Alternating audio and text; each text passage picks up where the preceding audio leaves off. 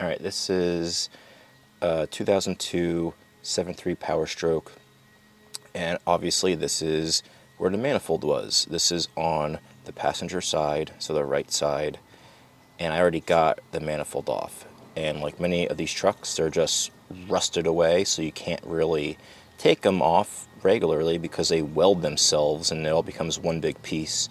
So what I'm trying here is I cut the heads of the bolts off with a cutoff wheel, because this passenger side doesn't have a lot of room. The other side I just used a Sawzall.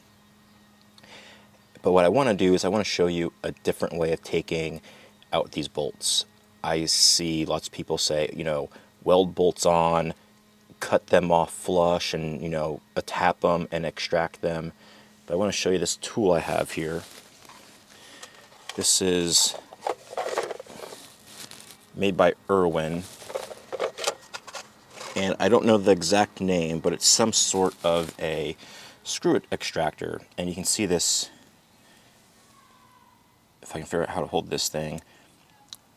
What this does is it screws over the bolt. It can even fit on bolt heads. And you put it on whatever, like a drill, impact gun, something like that, even a ratchet. Would take it off just how you normally would, but putting it in reverse, and it'll tighten, it'll spin this, and it'll suck this up, and then it'll start pulling it out. Now, of course, that only really works if it's not rusted in there, but that's why you really want to get a good penetrating oil that can creep vertically. So definitely do research. Don't be putting WD on this. Get something good. Don't be cheap about it. So I'll show you how it works. All right, so I already found the right extractor that fits these bolts. It is a 7/16, and you can see when you put this on, it fits over it at first, but then that doesn't go all the way up. Like, if it slides all the way up, and it has nothing to bite on. It needs to take these little grooves in here and needs to be able to bite on this. Like, you can see this one here is a little smaller because just the amount of rust and stuff that has chewed away at this. Like, this one slips too far up. That probably, you see how I just turn it? That's not going to help at all. But on this one here, you can see how it just starts, and then it seems like it wants to bite into that. That's how you know it fits. So what I'm using is just a Milwaukee hex driver. I call them a rattle gun. Call it whatever the hell you want. And you just put it on just like this. And it's kind of tight. This isn't really ideal, but my power socket wrench doesn't really have a lot of torque, so this definitely has a little more power, which is probably going to need.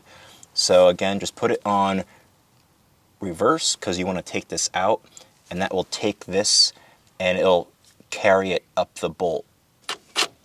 So here we go. You see, it already grabbed and it spun it. Now again, if these are rusted in really bad, that's not going to happen. But like I said, I've been spraying a lot of penetrating oil on these over time, and I've been using good stuff. I think for this I've been using, let me see, Kimball Midwest, I believe. I don't know if I can get this in here, kind of show you it sideways. This stuff is amazing.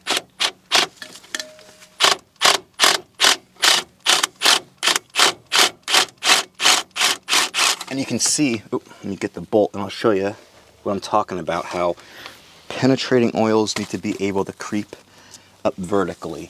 So now, this is kind of dirty because it fell, and see if it's focused. But the threads of this, the whole way I was pulling this out, were wet. So that means my penetrating oil has been creeping vertically up my bolts inside. Because I guarantee you, not all these are going to come out easy. On some of them, what I'm probably going to have to do is even cut these back more to get onto our fatter area.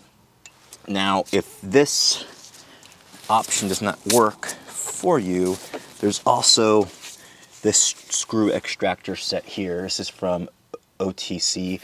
I've had this for a while, and basically what it is, I'll show you. Maybe. So what you do is you would have to probably cut these bolts so it's flush. Then you take a drill bit and you drill a hole, and then you see how there's a shaft that's splined. You then take that and drive it in. Then there's these pieces, and then there are our nuts, and you put them on, and what you do is you turn the spline and it'll turn out the bolt. But again, that's kind of like the last resort, because after you would use that type of a screw extractor, your next point of thing, the only thing you can do after that is, if that fails, is try to step up a size, but then you have to drill and retap these holes, and that is not ideal, especially if you have to go up a size, and then you got to put in helicoils, and you're just going to be spending a lot of time on this, and it's going to be a pain in the butt because it's in the truck. If it's out of the truck on a stand, that's a totally whole different thing. Or even if the cab's off, this would still be a pain because you have the frame rail here. You can't get the perfect angle you would need on a drill. So do the least evasive things you can each time without going to the last resort right away, because then you're just going to make it harder on yourself. So let's see if any of these other ones want to come out. So you see how that just spun all the way up there? This one is too big, so I have one more smaller one. And then that one's too small, so on this one I'm probably going to have to cut this up higher in order to make that work. Same thing, this one's too small there, too small there. So we're probably gonna have to cut these up a little higher, and I'll probably take it up to the thread. So as you can see, I got all these bolts out. Obviously they're in there still, but you can see they are threaded out. I just wanted to leave which ones I could in there, just to show you that I did not drill them out or anything. There's no holes where I cut them to use a different extractor. The only other trick I did was I applied some heat to some of them. Now, you can just use a regular cheap little propane torch. I use MAP gas just because it does get a little hotter than the blue propane tank ones. But not long. You're not trying to get these to glow, like a cherry. It's just enough to help, like 30 seconds. And if they are stubborn, or they're not coming off with a power tool, just using a hand tool is a lot better for the ones that are really stuck on there.